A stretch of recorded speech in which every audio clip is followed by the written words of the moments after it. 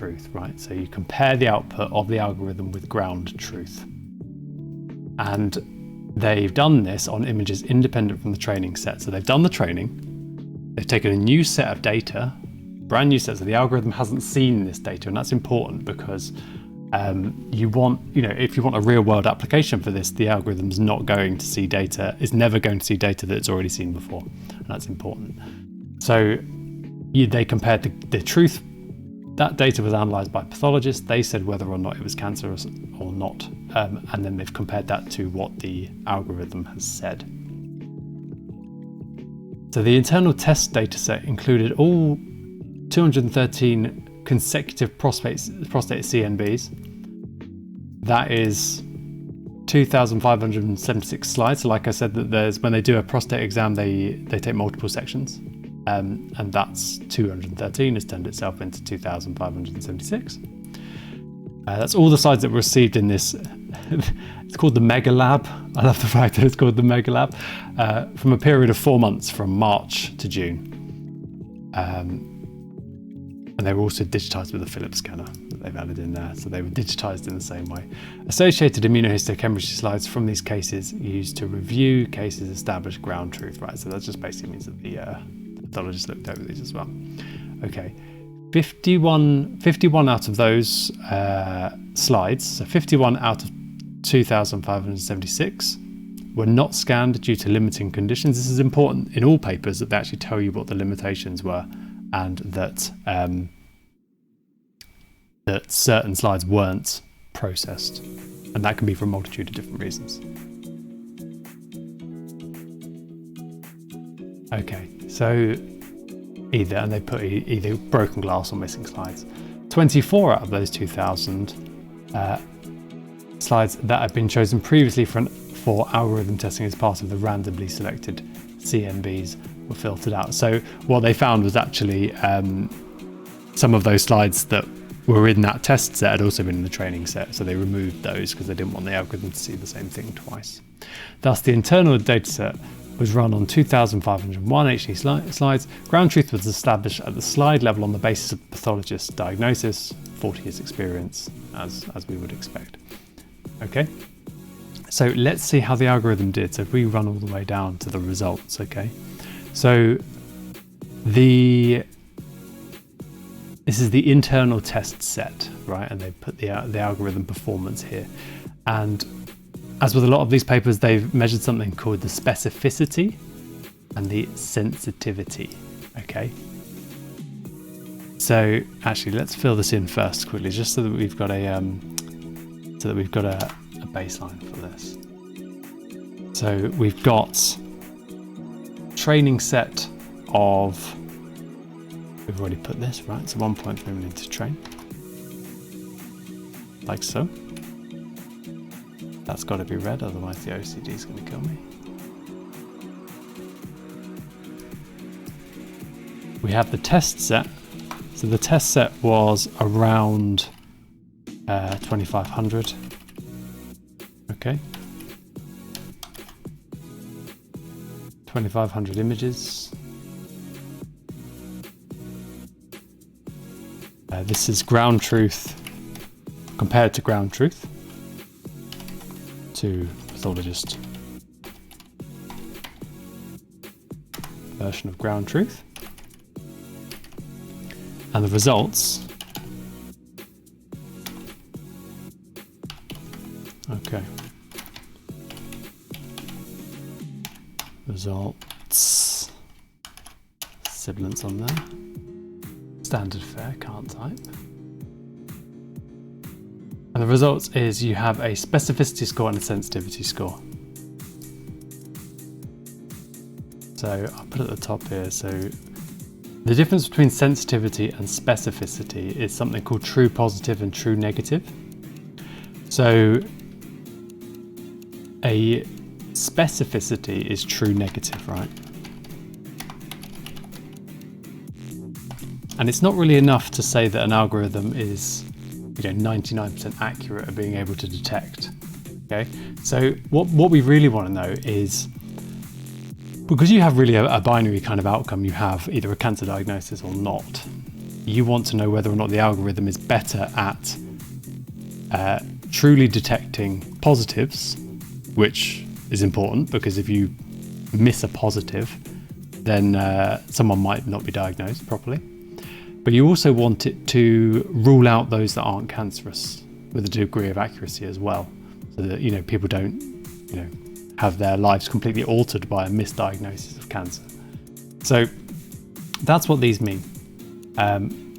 Specificity is true negative, and the specificity in this case was 90% or 90.14, which is pretty good. I think it's pretty good. And the sensitivity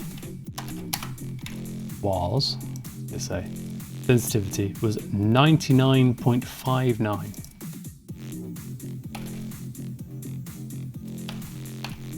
Okay, now these will obviously have a degree of error within them. But look at this. So what this actually tells us, okay, so copy that across.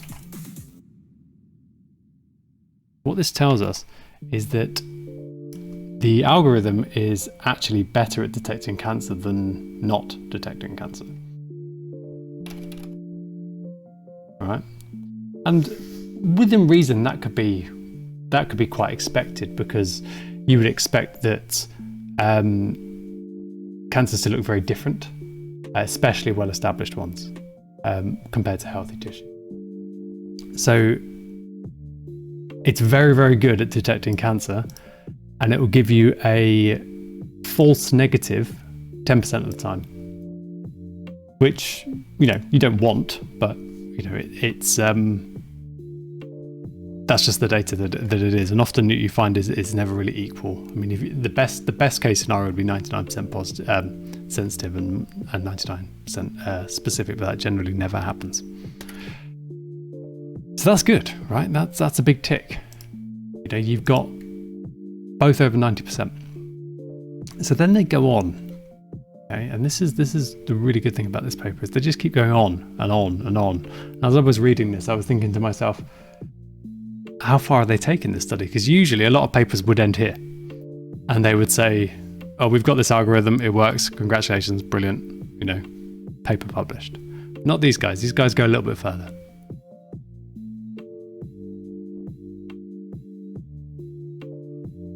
They go into what's called an external validation. So all of this was done in a single place, the 90% and the 99% generation of results. And what they find is that they went external. So external validation of the algorithm was done at Pittsburgh Medical Center. And they've detailed what the slides and the images were like. Something to point out is that every pathology lab in the world will process their slides slightly differently, and that's one of the problems, that uniformity doesn't really exist, which can be an issue, especially when you're looking at developing image algorithms. You know, if it's like the analogy with the cars, detecting a car at day versus detecting a car at night. To a computer, they'll look very, very different.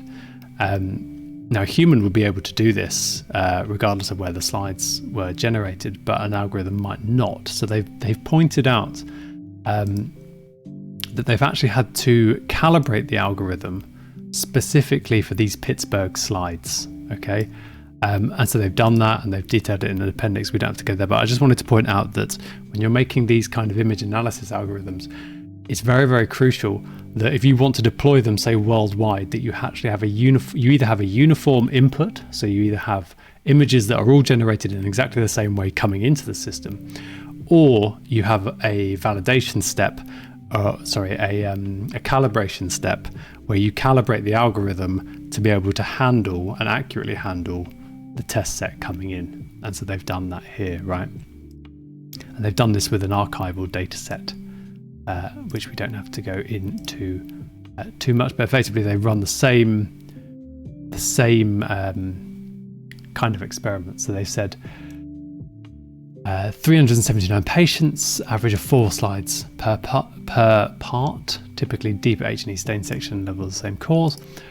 All study data was anonymized, and then they've run then they run it again. So now let's go back to the results section. Now you have the external validation score, and what they've also done is they've broken this down not into just cancer versus benign, but they've also added this Gleason score onto it. Now I'm not going to fully go into the Gleason score because effectively it's a different flavor of the same type of analysis.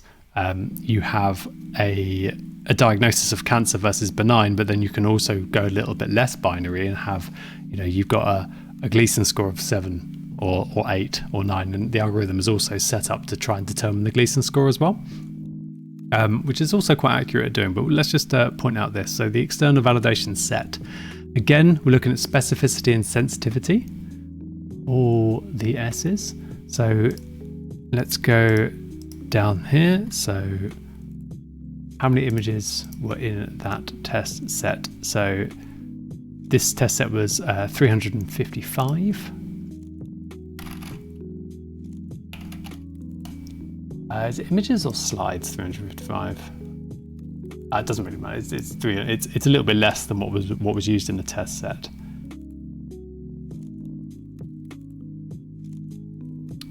Images and results. Oh yeah, we've got to point out that algorithm. Oh, fat fingers. Calibrated for valuation set. Very, very important. Okay. Valuation set, 355 images, and then we're going to do the SP versus the SEN. Just copy this across, because if I have to type anymore, I'm likely to make more spelling mistakes. And in this instance, what we have is specificity of 97.33. The specificity of 97.33% and a sensitivity of 98.46. 98.46.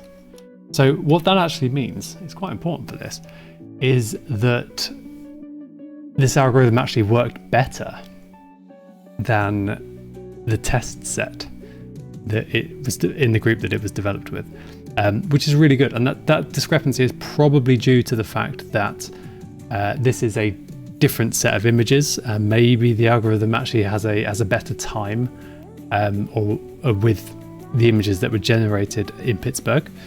Maybe the calibration enhanced its ability to detect. One thing to check actually is the confidence interval. So these are the margins of error that you've got. You've got a smaller margin of error as well, which is really, really good. So another big tick. Okay, so let's move on to the final part of their testing. Right, and this is called the deployment for routine clinical use. So what we've just described is a very, very good tool for diagnosing. Now, what if you had to go into hospital and get a diagnosis, and you could either go and see a friendly face of a doctor that's worked there for 40 years, or they could say, right, we're sending you off to IBM's Watson, or to just a machine is going to do your diagnosis for you. Would you trust that machine? Or do you think the general population would trust the machine? And this is one of the points that should always be taken into account when we're talking about artificial intelligence and taking jobs and things. Some jobs are not at the level. Sorry, some applications of artificial intelligence might be good enough, but they haven't quite received the stamp of approval from the public. And they might be involved in a decision which is so critical that you get right that they might not be trusted. And that's fine, and that's good, and that's actually what these guys kind of address in their next section. So when they deploy it, so what they're going to describe here is the fact that what they're using it for, they're not using it for primary diagnoses. They're using the algorithm to effectively double check for discrepancies. Which turns the tool from a a good proof of concept into something that's really, really powerful, because the points we mentioned earlier on, you may find that doctors are working longer hours and they might become fatigued and they might make a misdiagnosis, which is not what you want. But there is a backup in this AI system, which they'll describe now.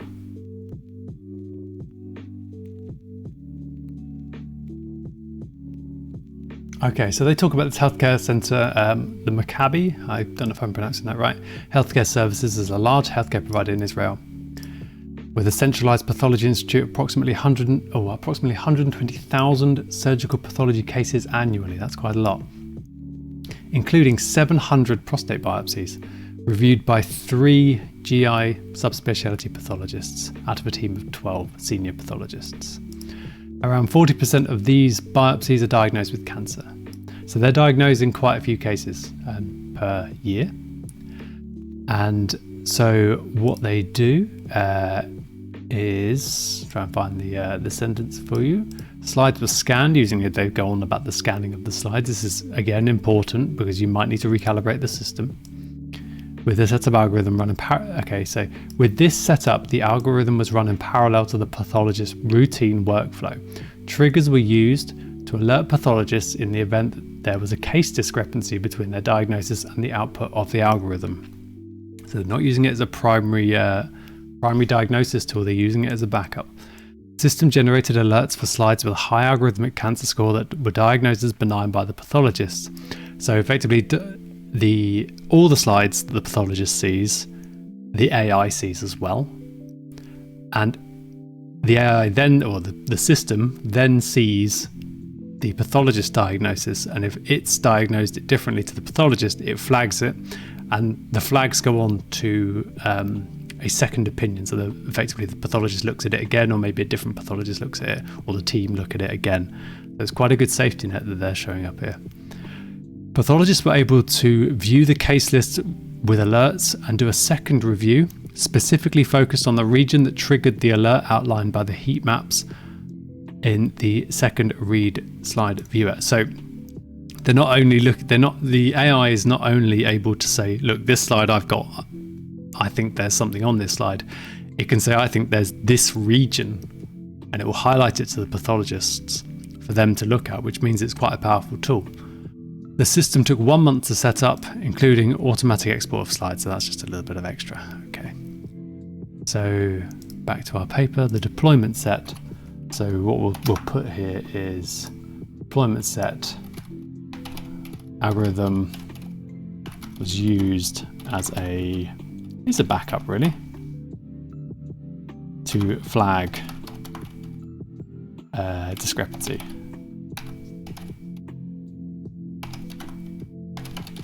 Between AI and pathologist.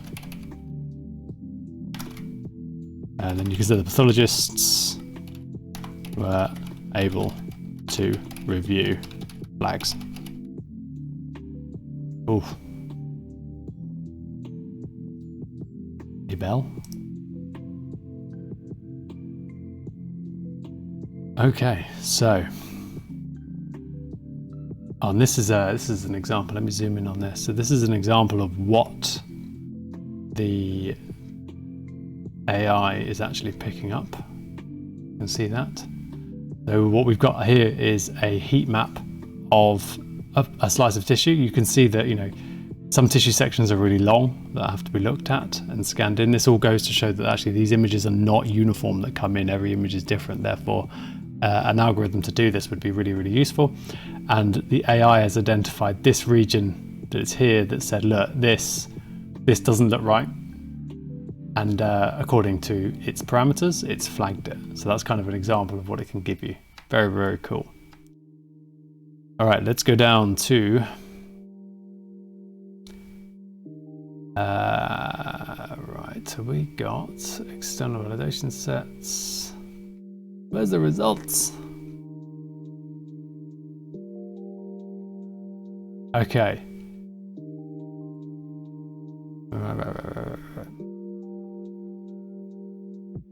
All right, discrepancies between the two reviewing. No, we're a bit too far.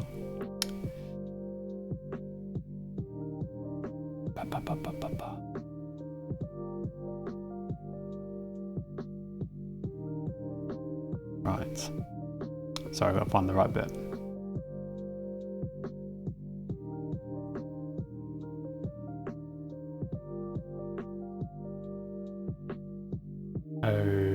Okay, yes, here we go.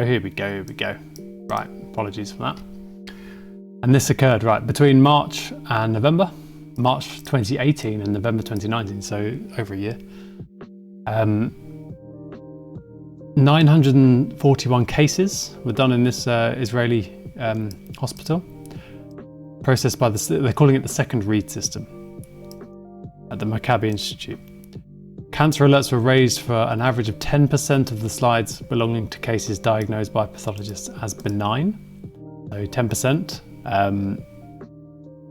10% flagged. Sorry, 10% benign diagnoses were flagged by the system. Of 1,451 slides from 115 cases diagnosed as a Gleason score, okay, this is going on about the Gleason score, which we weren't going to go into. Upon pathologist review of the cancer alerts, 90% of those, so you take the cancer alerts, that's 10% of everything.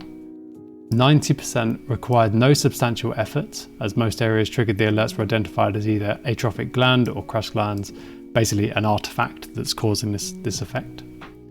So basically the pathologists are getting it right 90% of those times in which there's a discrepancy. But 10% of those alerts, or 9.1%, led to additional cuts or stains being ordered.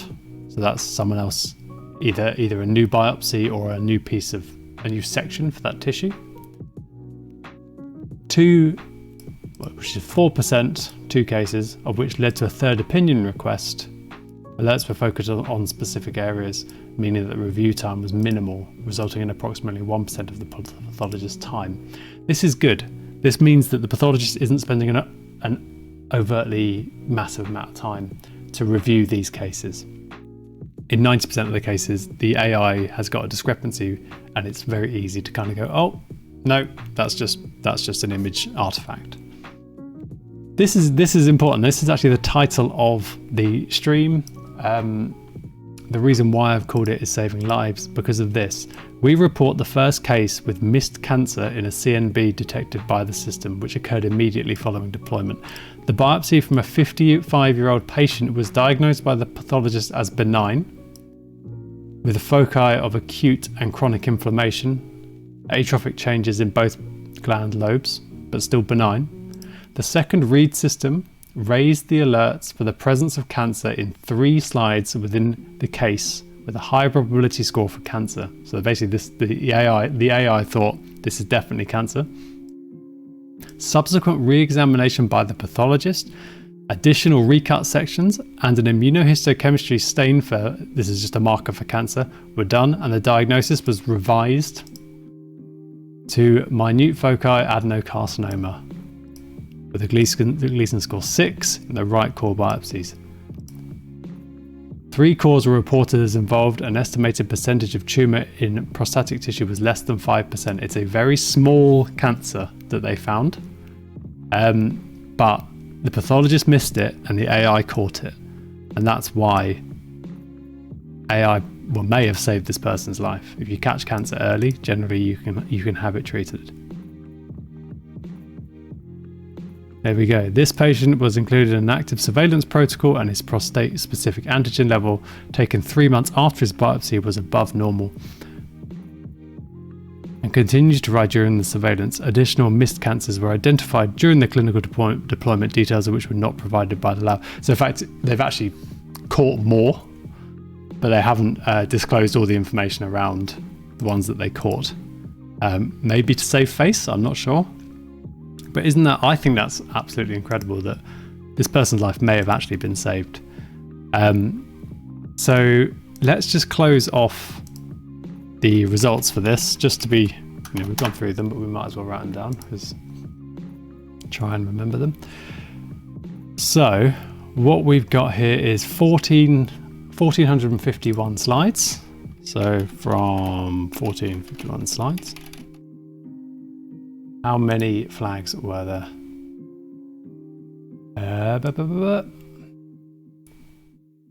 Cancer diagnosis. 509 slides. Oh, sorry, yeah. Oh, no, 560. No, that can't be right. That's quite a lot. I got that wrong.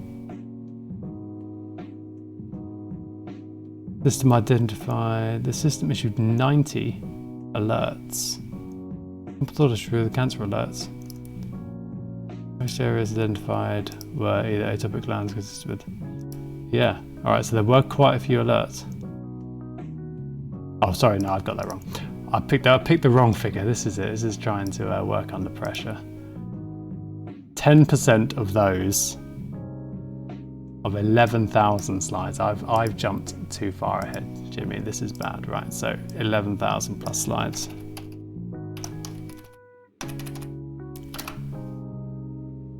Slow down to move faster. 10% of those cause flags. 10% flagged. And less than that,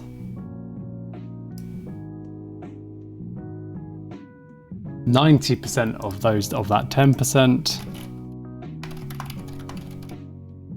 were dismissed.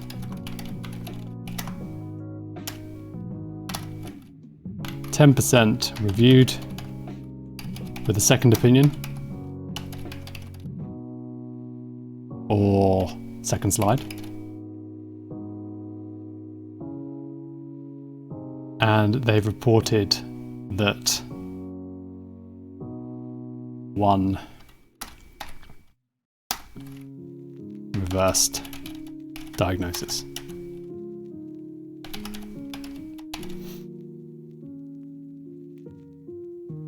And that's the take home.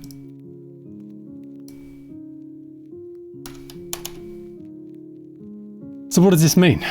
What does this mean for the future? So this is a really, really well written paper. This is a paper that details the problem, the development, the implementation of the algorithm, the deployment of the algorithm, and the potential success of this. So what does this mean for the future? I think the way image algorithms are going, and the fact that pathology diagnosis is quite long and arduous, time-consuming, manual, I think we're going to see more and more AI-based image analysis models. I think we'll see it deployed for more diseases. So if you think about all of the different types of cancers that you can actually have, cancer being one of the major diseases that require a biopsy diagnosis in most cases. For every different type of cancer, you're going to have a different AI model because this one will only work on prostate cancer diagnoses. So I can foresee us, the medical community adopting this as a kind of catch-all, but it would have to be developed for each type of cancer, which will take some time. Effectively, the field is going to grow, and with all AI-based learning, you have the opportunity to continually improve on your accuracy, on your to get these numbers up, your specificity, and your sensitivity, because if you employ these techniques, you're still generating the data, you're still generating the images that can be fed back into the training model over and over and over again. So continuous development. And it's a bit like with self-driving cars. The more self-driving cars there are on the road, the safer self-driving cars will be, because all of that data that they generate will then be taken into account in making the algorithm better. So the field will grow and become more accurate with time. And I think I'm going to leave it there. I really enjoyed reviewing this paper. I think that AI in biology and this kind of implementation is a real world implementation. I think that, personally, from what I've seen in my career, this type of stuff is being used not only in diagnoses of disease, but it's also being used in research. And what we see in research is the same type of things. So image analysis algorithms can be used for a variety of different things within research. In fact, we can generally generate data more faster than we can actually develop the algorithms used to process that data if you've got a specific question. I still think that AI in this regard is still very much horses for courses. So you're going to have an algorithm for prostate cancer. You're going to have an algorithm for a different type of disease. Every question is going to require its own model, its own algorithm. So it will take some time, but everything's looking up. So I'm going to leave the stream there. Thank you very much if you stuck all the way through it. I really appreciate it. This will eventually end up on YouTube.